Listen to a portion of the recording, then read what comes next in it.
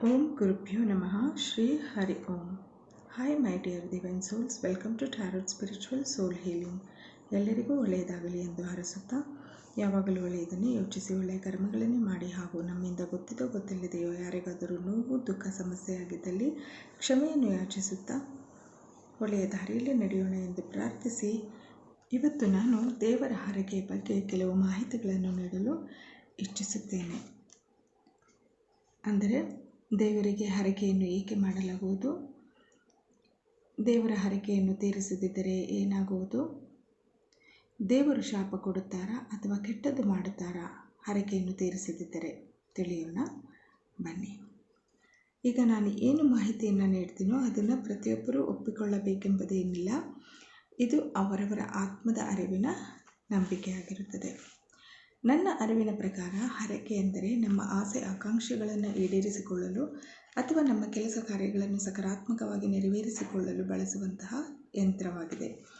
ಏಕೆಂದರೆ ಈ ಹರಕೆಯನ್ನು ನಾವು ಡಿಮ್ಯಾಂಡ್ ಅಥವಾ ರಿಕ್ವೆಸ್ಟ್ ಮುಖಾಂತರ ದೇವರಲ್ಲಿ ಬೇಡಿಕೊಳ್ಳುವಂತಹದ್ದಾಗಿದೆ. ಹೀಗಿರುವಾಗ ನಾವು ಬೇಡಿಕೊಂಡಂತಹ ವಿಚಾರವನ್ನು ಅಥವಾ ಕೆಲಸ ಕಾರ್ಯಗಳನ್ನು ಪೂರೈಕೆ ಮಾಡಲು ಈ ಹರಕೆ ಎಂಬ ಸಾಧನ ನಮಗೆ ಸಹಾಯ ಮಾಡುತ್ತೆ. ಅದು ಹೇಗೆ? ನಾವು ಯಾವುದಾದ್ರೂ ಒಂದು ನಮ್ಮ ಕೆಲಸ ಕಾರ್ಯ ಆಗಬೇಕು ಅಂತಂದರೆ ನಾವು ಹರಕೆ ಮಾಡಿಕೊಂಡು ದೇವರಿಗೆ ಒಂದು ಮಾತು ಕೊಡ್ತೀವಿ. ಏನಂತ? ನೀನು ಈ ಒಂದು ಕೆಲಸ ಕಾರ್ಯವನ್ನು ನಡೆಸ್ಕೊಟ್ರೆ ನಾವು ನಿನಗೆ ಏನಾದರೂ ಕೊಡ್ತೀವಿ ಅಥವಾ ಪೂಜೆ ಮಾಡಿಸ್ತೀವಿ ಅಥವಾ ನಿನ್ನ ಸನ್ನಿಧಿಗೆ ಬರ್ತೀವಿ. ಅವರವರ ಅನುಕೂಲಕ್ಕೆ ತಕ್ಕಂತೆ ಎಲ್ಲರೂ ಹರಕೆಯನ್ನು ಮಾಡ್ಕೊತಾರೆ. ಆದರೆ ಎಲ್ಲರೂ ಒಂದನ್ನು ಅರ್ಥ ಮಾಡ್ಕೋಬೇಕು. ನಾವು ಒಂದು ಸಲ ದೇವರಿಗಾಗಿರ್ಬೋದು ಅಥವಾ ಈ ಬ್ರಹ್ಮಾಂಡದಲ್ಲಿರೋ 1ನೇ ಅರಿವಿನಿಂದ 6ನೇ ಅರಿವಿನ ಜಲಚರ ಪ್ರಾಣಿ ಪಕ್ಷಿಗಳು ಕ್ರಿಮಿಕೀಟಗಳು ಹರಿದಾಡುವ ಸರೀಸೃಪಗಳ ಆತ್ಮ ಪ್ರೇತಾತ್ಮಗಳಿಗೂ ಕೊಟ್ಟಂತಹ ಮಾತುಗಳನ್ನು ನೆರವೇರಿಸಲೇಬೇಕು. ನಾವು ಕೆಲವರು ಯಾವುದೋ ಸಮಯದಲ್ಲಿ ಬರೀ ಮಾತಿಗೆ ನಾವು ಹೇಳಿರ್ತೀವಿ, ಹೇಳಿದ ತಕ್ಷಣ ನಡ್ಕೊಂಡ್ಬಿಡ್ಬೇಕಾ, ಏನೋ ಹೇಳಿದ್ದೀವಿ ಆ ಸಮಯಕ್ಕೆ ಮಾಡೋಕ್ಕಾಗಲಿಲ್ಲ, ಹಾಗೆ ಹೀಗೆ ಅಂತ ನಾವು ನೆಗ್ಲೆಕ್ಟ್ ಮಾಡೋರು ಇದ್ದೀವಿ. ಆದರೆ ನಾವು ಇಲ್ಲಿ ಮಾತು ಯಾರಿಗೆ ಕೊಟ್ಟಿರೋದು ಅದನ್ನು ಹೇಗೆ ಪಾಲಿಸಬೇಕು, ಕೊಟ್ಟಿರೋ ಮಾತನ್ನು ಪಾಲಿಸ್ತಿದ್ದರೆ ಏನಾಗಬಹುದು ಅನ್ನೋದು ನಾವು ಯಾರೂ ಸರಿಯಾಗಿ ತಿಳ್ಕೊಂಡಿಲ್ಲ. ಅದಕ್ಕೆ ನಾವು ಗೊತ್ತಿದ್ದೋ ಗೊತ್ತಿಲ್ಲದೇನೋ ಹರಕೆ ಮಾಡ್ಕೊಂಡ ನಂತರ ಕೆಲಸ ಆದಮೇಲೆ ಹರಕೆ ತೀರಿಸ್ತಿದ್ರೆ ನಮಗೆ ಖಂಡಿತ ಸಮಸ್ಯೆ ಆಗುತ್ತೆ. ನಾವು ಹರಕೆಯಿಂದ ಪಡೆದ ತಥಾಸ್ತಿನ ಫಲ ಪೂರ್ಣವಾಗಿ ದೊರೆಯೋದಿಲ್ಲ.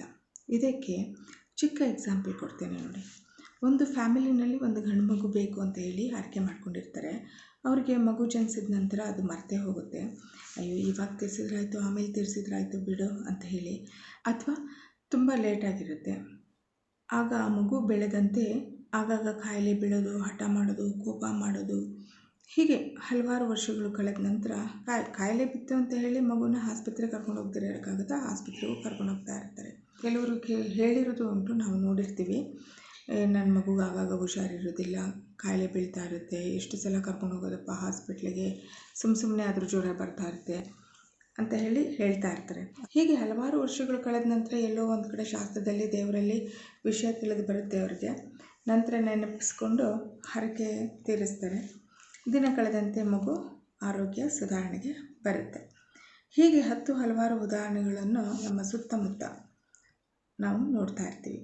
ಮದುವೆ ವಿಚಾರದಲ್ಲಿ ಆಗಿರ್ಬೋದು, ಆರೋಗ್ಯ ವಿಚಾರದಲ್ಲಿ ಆಗಿರ್ಬೋದು, ಅಥವಾ ಬಿಸ್ನೆಸ್ ವಿಚಾರದಲ್ಲಿ, ಮನೆ ಸೈಟು ತಗೊಳ್ಳೋ ವಿಚಾರದಲ್ಲಿ, ಹೀಗೆ ಎಷ್ಟೋ ಜನ ಯಾವ್ಯಾವುದೋ ಹರಕೆಗಳನ್ನು ಮಾಡ್ಕೊಂಡಿರೋದನ್ನು ಕೂಡ ನಾವು ನೋಡಿರ್ತೀವಿ ಅವರವರ ಅವಶ್ಯಕತೆಗಳಿಗೆ ತಕ್ಕಂತೆ.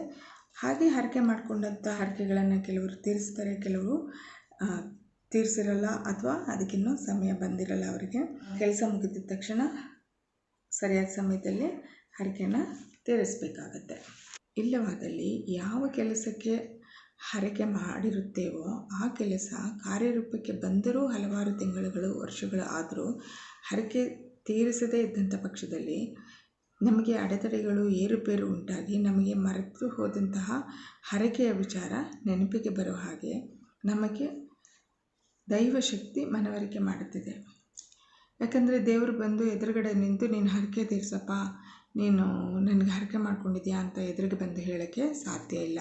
ಆದರೆ ಆ ದೈವಶಕ್ತಿಗೆ ನಾವು ಮಾಡ್ಕೊಂಡಿರುವಂತಹ ಹರಕೆಯನ್ನು ಜ್ಞಾಪಿಸೋದಕ್ಕೋಸ್ಕರ ಮೇಲೆ ಕಂಡಂಥ ಏರುಪೇರಾಗಿರ್ಬೋದು ಅಥವಾ ಸರಿಯಾಗಿ ಫಲ ಕೊಡದಿರೋ ಇರೋವಂಥದ್ದಾಗಿರ್ಬೋದು, ಈ ರೀತಿ ನಮಗೆ ಗೊತ್ತಾಗುತ್ತೆ. ಹಾಗಾಗಿ ದೇವರು ಯಾರಿಗೂ ಕಷ್ಟ, ನೋವು, ಶಾಪ ಕೊಡೋದಿಲ್ಲ. ಬದಲಿಗೆ ನಾವು ಕೊಟ್ಟ ಮಾತನ್ನು ಕರ್ತವ್ಯವೆಂದು ತಿಳಿದು ನೆರವೇರಿಸಬೇಕು. ಇದು ಪ್ರಕೃತಿ ನಿಯಮ, ಜಗದ ನಿಯಮ ಹಾಗೂ ದೈವ ನಿಯಮವೆಂದೆನಿಸಿಕೊಳ್ಳುತ್ತೆ. ಇದು ಎಷ್ಟೇ ಜನ್ಮವೆತ್ತಿದ್ರೂ ನಾವಾಗಿರ್ಬೋದು, ನೀವಾಗಿರ್ಬೋದು, ಹರಕೆ ಮಾಡ್ಕೊಂಡಿರೋಂಥದ್ದು ನಾವೇ ತೀರಿಸಬೇಕೇ ಹೊರತು ಅಥವಾ ನಮ್ಮ ಸಂತಾನವೇ ಜವಾಬ್ದಾರಿಯಾಗಿರುತ್ತದೆ, ಬೇರೆ ಯಾರೂ ಅಲ್ಲ. ಆದ್ದರಿಂದ ಹರಕೆ ಮಾಡಿಕೊಳ್ಳೋದು ತುಂಬ ಈಸಿ, ಆದರೆ ಅದನ್ನು ಸರಿಯಾದ ಸಮಯದಲ್ಲಿ ತೀರಿಸೋದು ತುಂಬ ಕಷ್ಟವಾಗಿರುತ್ತೆ ಕೆಲವರಿಗೆ. ಹಾಗಾಗಿ ಪ್ರತಿಯೊಂದು ಈ ಬ್ರಹ್ಮಾಂಡದಲ್ಲಿ ದೇವರಿಗೆ ಮಾತ್ರ ಅಲ್ಲ, ಮನುಷ್ಯರಿಗೆ, ಪ್ರಾಣಿ ಪಕ್ಷಿಗಳಿಗೆ ಅಥವಾ ಮಾತನ್ನು ಕೊಡ್ತೀನಿ ಅಂದರೆ ಯೋಚಿಸಿ ಕೊಡಬೇಕು. ಆ ಕೆಲಸ ನಿಮ್ಮ ಕೈಯಲ್ಲಿ ಆಗೋದಾದರೆ ಮಾತ್ರ ನೀವು ಮಾತು ಕೊಡಿ, ಇಲ್ಲ ಅಂದರೆ ಮಾತು ಕೊಡಬೇಡಿ. ಮಾತು ಕೊಟ್ಟ ಮೇಲೆ ನಡೆಸಲೇಬೇಕು. ಈ ಜನ್ಮದಲ್ಲಿ ಆಗಿಲ್ಲ ಅಂದರೂ ಮುಂದಿನ ಜನ್ಮಗಳಲ್ಲಾದರೂ ನಡೆಸಿಕೊಡಬೇಕಾಗುತ್ತದೆ. ಪುನರಪಿ ಮರಣಂ ಪುನರಪಿ ಜನನಂ ತಿಳಿದೇ ಇದೆ ಎಲ್ಲರಿಗೂ. ಸೊ ನಾವು ಮಾಡಿದಂಥ ಒಳ್ಳೆಯ ಅಥವಾ ಕೆಟ್ಟ ಕರ್ಮಗಳಿಗೆ ಅನುಸಾರವಾಗಿ ಮತ್ತೆ ಮತ್ತೆ ಹುಟ್ಟಿ ನಮ್ಮ ಜನ್ಮವನ್ನು ನಿಭಾಯಿಸಲೇಬೇಕಾಗುತ್ತದೆ. ಹಾಗಾಗಿ ನಾವೇ ಅರ್ಥ ಮಾಡ್ಕೊಳ್ಳೋಣ, ಈ ಭೂಮಿ ಮೇಲೆ ಹುಟ್ಟಿರುವಂಥ ಪ್ರತಿಯೊಬ್ಬರಿಗೂ ಒಂದಲ್ಲ ಒಂದು ಸಮಸ್ಯೆ ಕಾಡ್ತಾ ಇರುತ್ತೆ.